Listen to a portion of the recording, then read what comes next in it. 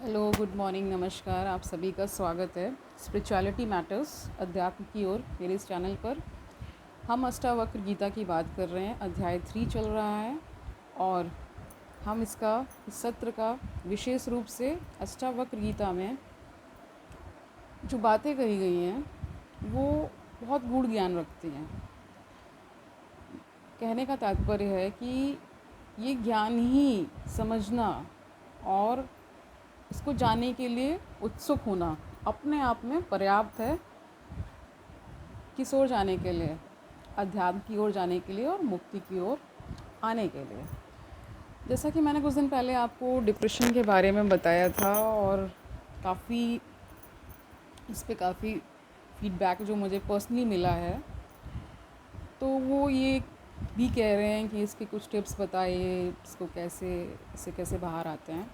तो देखिए, पहला स्टेप तो आपको ही लेना है। आपके आसपास लोग आपकी मदद करेंगे, वो पूछेंगे आपको, लेकिन अल्टीमेटली तो ये चीज़ आपके अंदर ही हो रही है ना। जैसे शरीर बीमार होता है, हम दवा लेते हैं, वैसे ही दिमाग का भी वही है। और ये जो स्टिग्मा में जीते हैं कि कोई जान जाएगा तो क्या हो जाएगा, ये सब छोड़िए। आपको स्वस्थ होना है ना, तो उस पर फोकस करिए। लोग क्या कहते हैं, लोग तो वैसे भी कुछ ना कुछ कहते ही रहेंगे, लेकिन आपको अपनी हेल्थ, जो भी इस मानसिक रोग से गुज़र रहे हैं, उनसे मेरी स्पेशली रिक्वेस्ट है। एक तो उनके आसपास के लोगों से रिक्वेस्ट है, क्योंकि वो इंसान तो ऑलरेडी एक बहुत ही मतलब बुरे दौर से गुज़र रहा है, कुल मिलाकर ये कहूँगे। तो इसमें आसपास यानी उनके नियर एंड डियर वंस का भी रोल होता है कि वो उसको ट्रेस करें। पहले तो ये एक्सेप्ट करना कि मुझे ये रोग हुआ है, ये सबसे इम्पॉर्टेंट चीज़ है, छुपाना नहीं है। डाटा आ चुका है और ये वेल पब्लिश डाटा है कि हर तीसरा व्यक्ति कभी ना कभी अपनी लाइफ, जो भी उसका लाइफ स्पैन रहा है, या तो वो डिप्रेशन में था या वो है। क्योंकि जैसे आपको बुखार आता है, तमाम और चीज़ें होती हैं, तो वैसे ये भी है। कुछ दवाइयाँ लेंगे, थोड़ा मेडिटेशन करेंगे, आसपास पॉजिटिव इन्वायरमेंट रखेंगे, निश्चित ही इससे बाहर आ जाएंगे और आप एक स्वस्थ जीवन जी सकते हैं आगे। फोकस आपको किस पे करना है? थोड़ा सा न्यूट्रिशन पे फोकस करना है, यानी कि आपका जो खान पान है उस पर फोकस करना है। स्पेशली इसमें बच्चे नहाते नहीं हैं, बच्चे कह रही हूँ क्योंकि सभी मुझे बच्चे ही नज़र आते हैं। बच्चे नहाते नहीं, जो उससे गुज़रते हैं, तो उनका जो क्लैनिनेस का जो चीज़ है वो थोड़ा सा हैम्पर होती है इसमें, क्योंकि इसमें ना उठने का मन ही नहीं करता, तो आप क्या करेंगे। तो वो उनके नियर एंड डियर वंस की ये ज़िम्मेदारी बनती है कि उनकी प्रॉपर काउंसलिंग करें, प्यार से बात करें, उनके स्तर पे जाके सोचें। समझ रहे हैं आप कि वो क्या चाह रहे हैं, वो किस उनसे बात करें, क्या चीज़ उनको परेशानी दे रही है। अगर वो अनएम्प्लॉयमेंट है, या कोई इशू रिलेटेड टू मैरिज है, या कोई ब्रेकअप है, या लव अफेयर में भी कई बार ऐसी चीज़ें होती हैं जो इंसान नहीं निकल पाता है उन चीज़ों से। तो ये समझाने की ज़रूरत है कि कोई भी इवेंट आपकी लाइफ का वो एंड नहीं है, वो एक पार्ट है आपकी लाइफ का। एंड क्यों नहीं है? क्योंकि एंड तो देखना बाकी है ना, अभी ये तो एंड तो हो नहीं सकता। तो इसलिए इस तरह की काउंसलिंग करने की आवश्यकता है। अगर बहुत ज़रूरत है तो इसके प्रॉपर काउंसलर्स होते हैं, यानी कि साइकेट्रिस्ट होते हैं, उनसे मिलिए। उसमें कोई हिचक नहीं होनी चाहिए। जाइए, मिलिए, बात करिए और सेशंस लीजिए उनके। वो जितना भी आपको रिकमेंड करेंगे वो पर्याप्त होगा। तो आज का सेशन शुरू करते हैं। आज हम 3 सूत्र लेने वाले हैं, 3, 4 एंड 5, अध्याय 3 का। ठीक है, शुरू करते हैं। विश्वम स्फुरति यत्र इदम तरंगा इव सागरे स अहम अस्मि इति विज्ञाय किम दीव। मतलब ये जो संस्कृत है ना, इसको अलग अलग करके बोलने से तो कि आपको भी समझ में आए कम से कम। तो किम दीनीव धावसी, इसका अर्थ जानते हैं।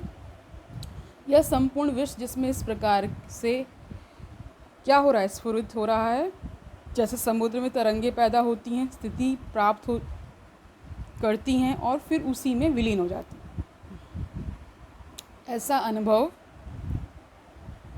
करने के पश्चात और जानने के पश्चात कि मैं ही हूँ वह अनंत और पावन समुद्र कोई क्यों उन तरंगों को पकड़ने के लिए, प्राप्त करने के लिए मुट्ठी में बांधने हेतु भागेगा, प्रवृत्त होगा। व्याख्या जानते हैं। महर्षि अष्टावक्र फिर कहते हैं कि जो स्वयं सुखी नहीं है वही दूसरों में सुख की खोज करता है। जो स्वयं सुखी नहीं वही सांसारिक भोगों में सुख को ढूंढता है। ठीक है। जो स्वयं तृप्त नहीं है वह दीनहीन भिक्षुक की भांति दूसरों से तृप्ति प्राप्त करना चाहता है। यानी इसमें कह रहे हैं कि आपको जब सेल्फ सेटिस्फैक्शन नहीं होगा तो आप इधर उधर घूमेंगे, ढूंढेंगे उसको कि कहीं से तो मिले, तो वही बात कर रहे हैं। परंतु दूसरे कभी सुख आनंद नहीं दे सकते। लेकिन क्या कह रहे हैं कि वो कभी सुख आनंद मिलता नहीं है। इस सांसारिक विषयों से तो क्षणिक सुख मिल सकता है, ठीक है, लेकिन शाश्वत सुख नहीं प्राप्त हो सकता है। इन क्षणिक सुखों हेतु मनुष्य चोरी चकारी, हत्याएं, बेईमानी, झूठ, कपट, शोषण, रिश्वतखोरी, धोखा, फरेब इत्यादि सब पाप कर्म करता है। हजारों को कष्ट पहुंचाता है, गला काटता है, भ्रष्ट लोगों की सेवा करता है, स्वयं को निर्धन समझकर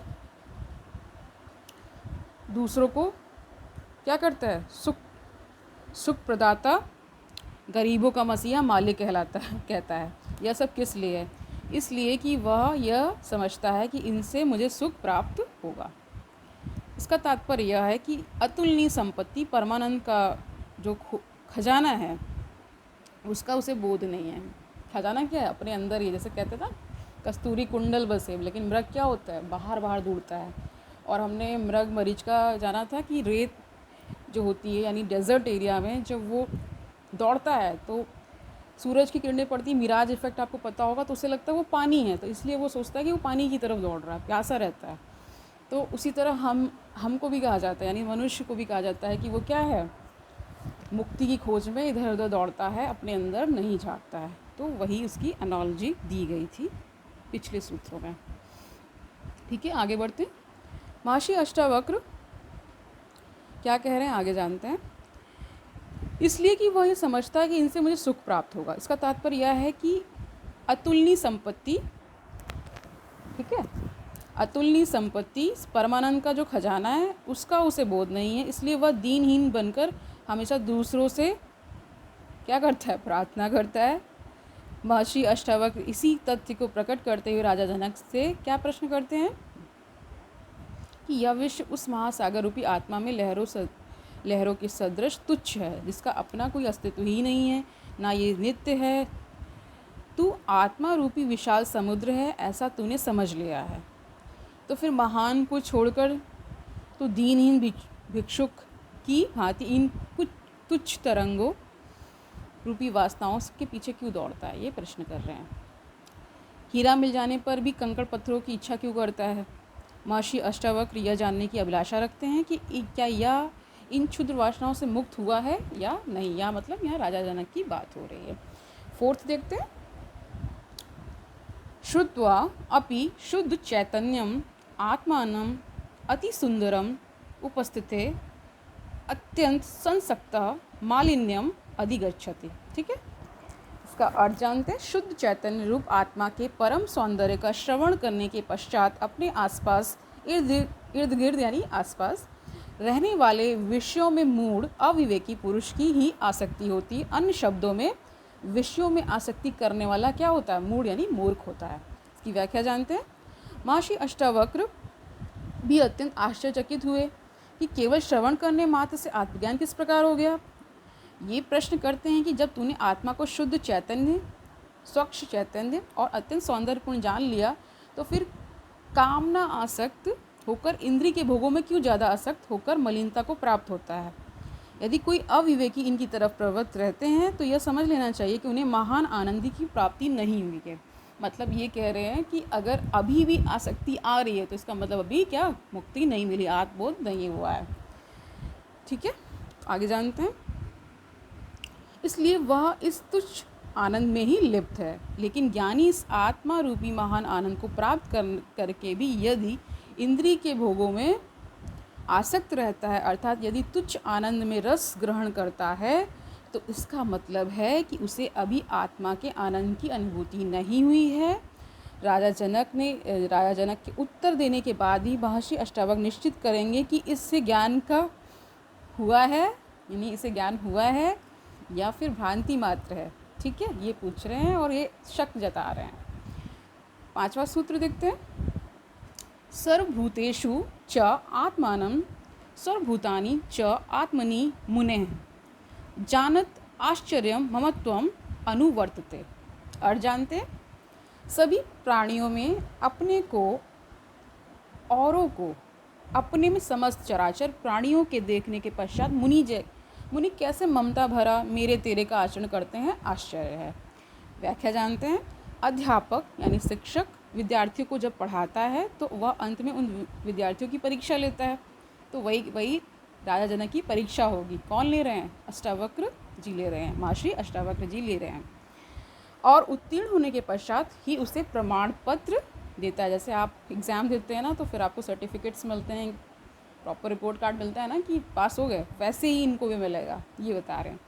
ऐसे ही सच्चा गुरु होता है, वह भी अपने शिष्य की परीक्षा लेता है, कसौटी पर कसता भी है, और कि स्वर्ण शुद्ध हुआ या नहीं। जैसे सोना को तपाया जाता है, उसकी गुणवत्ता, उसका जो प्योरिटी, उसको जांचा जाता है, उसी तरह कह रहे हैं शुद्ध हुआ या नहीं, या अभी उसमें मिलावट बची है, बिना कसौटी पर परखे नहीं जाना जा सकता है कि खरा क्या है एवं मतलब खराब निकाल देना है ना, तो वही बता रहे हैं। किताबी ज्ञान के आधार पर यदि कोई अपने आप को ज्ञानी घोषित कर दे तो अज्ञानी तो उसे ज्ञानी मान लेता है, लेकिन ज्ञानी गुरु उसे ज्ञानी नहीं मान सकता। इसलिए महर्षि अष्टावक्र ने भी अभी राजा जनक के ज्ञान को मान्यता नहीं प्रदान की है। वे उन्हें अपने ज्ञान की कसौटी पर परख रहे हैं। वे राजा जनक से पूछते हैं कि तूने सब भूतों, ठीक है, तूने सब भूतों में आत्मा, और यहाँ भूतों का अर्थ पृथ्वी के जितने भी तत्व हैं उनसे है, तूने, या फिर वो 5 तत्वों की भी बात हो सकती है यहाँ पर। तूने सब भूतों में आत्मा और आत्मा में सब भूतों को जान लिया है। इस प्रकार संसार और आत्मा में बिना किसी भेद संबंध जानकर भी तुझे ममता होती है, यही आश्चर्य की बात है। अर्थात महर्षि अष्टावक्र को हैरानगी होती है कि एक मननशील व्यक्ति भी मुझ में सब है और सब में मैं हूँ स्थिति के अनुभव को व्यवहार में स्थित नहीं रख पाता है। तो आज के लिए इतना ही। आई होप आपको समझ में आया होगा। इट्स क्वाइट ब्यूटीफुल, बहुत ही इंटरेस्टिंग है। मुझे तो बहुत लगाव है, मतलब मुझे तो एक तरह से क्या कहेंगे उसे, कि इन सब ग्रंथों को पढ़ते हुए बहुत आनंद आता है, और स्पेशली अगर कोई सुनने वाला होता है तो उसमें और आनंद आता है, क्योंकि अभी तो 1 to 1 कह रहे हैं ना कि 1 वे कम्युनिकेशन हो रहा है। तो अगर आपके कोई प्रश्न हैं जो आप पूछना चाहेंगे मुझसे, तो कमेंट बॉक्स पे आप कमेंट भी कर सकते हैं। अगर मुझे उसका उत्तर पता होगा, मैं कोशिश करूँगी कि मैं उसका आंसर अपने लेवल पर दे सकूँ। जितना मुझे ज्ञान है उस लेवल पर मैं देने की कोशिश करूँगी। आसपास अच्छा माहौल रखिए, पॉजिटिव रहिए। कोई भी दुख परेशानी आ रही है तो क्या गीता ज्ञान, अष्टावक्र गीता ज्ञान आपको उससे लड़ने की मजबूती देगा। और कहीं ना कहीं अगर आप धैर्य के साथ अपने जो भी आप कर रहे हैं उस पर लगे रहेंगे तो निश्चित ही आपको संतोषजनक उपलब्धि मिलेगी। ठीक है, कभी कभी क्या होता है कि आप जिस दिशा में जा रहे हैं शायद उस दिशा में आपको सफलता ना मिले, बट सफलता की डेफिनेशन भी बदलती रहती है। आप छोटे थे तो खिलौना मिल जाना या कुछ खाने का ही मिल जाना पर्याप्त था। जैसे जैसे आप बड़े हुए तो आपकी इच्छाएं बदली, आप में एक तरह से परिपक्वता आई, तो चीज़ें बदली। तो ये ज्ञान भी आपको क्या करता है, परिपक्व बनाता है। यानी कि आपको और ज़्यादा क्या करता है, कहते हैं ना, जब मिट्टी होती है तो जब वो पक जाती है, उसका जो प्रोसेस है वो कहीं ना कहीं क्या करता है, आपका वैसी पर्सनालिटी जैसे जैसे उसमें एक निखार आता जाएगा, एक आपको एक अनुभूति खुद ही से होने लगेगी कि मैं कुछ बहुत अच्छा कर रहा हूँ या कर रही हूँ। ठीक है, तो आज के लिए इतना ही। कल मिलते हैं। खुश रहिए, आसपास का माहौल खुश रखिए, और क्या करिए, अध्यात्म की ओर आगे बढ़ते रहिए। मुक्ति निश्चित ही मिलेगी, ये मेरी गारंटी है। ठीक है, हरिओम तत्सत।